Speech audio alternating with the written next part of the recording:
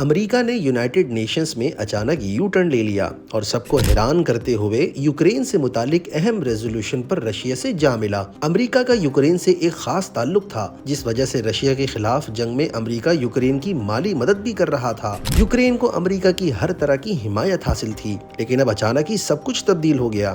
United nations کی general assembly اور security council میں امریکہ نے وہ فیصلے کیے جو شاید کسی نے سوچے بھی نہ تھے۔ یورپین یونین اور یوکرین کے مقابلے میں واشنگٹن نے رشیا کا ساتھ دیا اور یہ ثابت کر دیا کہ ٹرمپ کا امریکہ اب ایک نیا امریکہ ہے۔ یونائٹڈ نیشنز کی جنرل اسمبلی میں ایک ریزولوشن پیش کی گئی جو رشیا کی یوکرین پر مسلط جنگ کی مذمت اور یوکرین کی خود مختاری کو سپورٹ کر رہی تھی، اور اسے یورپ اور یوکرین کے اتحادی کافی زور و شور سے سپورٹ کر رہے تھے۔ لیکن حیرت کی بات یہ تھی کہ امریکہ نے صرف اس ریزولوشن پر دوری اختیار کی، بلکہ سیدھا رشیا کی حمایت میں ہی ووٹ دے دیا۔ اس ریزولوشن میں رشیا کے ساتھ نارتھ کوریا، بیلاروس اور سوڈان بھی شامل تھے۔ ساتھ ہی ساتھ امریکہ نے اپنی طرف سے سیکیورٹی کونسل میں ایک الگ ریزولوشن بھی پیش کر دی، جس میں کہا گیا کہ یوکرین اور رشیا کی یہ جنگ جلد سے جلد ختم ہونی چاہیے۔ اس میں کہیں بھی رشیا کی دراندازی کا ذکر نہیں تھا، نہ ہی یوکرین کی خود مختاری اور آزادی سے متعلق کچھ کہا گیا۔ امریکہ کی اس نئی پالیسی سے صاف ظاہر ہے کہ ٹرمپ کی واپسی کے ساتھ ہی امریکہ کی فارن پالیسی کا نیا دور شروع ہو گیا ہے۔ پہلے جو امریکہ یوکرین کو اربوں ڈالرز کی ملٹری ایڈ دے رہا تھا، اب وہی امریکہ یوکرین کے خلاف ووٹ ڈال رہا ہے۔ ٹرمپ کی اس نئی پالیسی کی وجہ سے امریکہ کے اندر بھی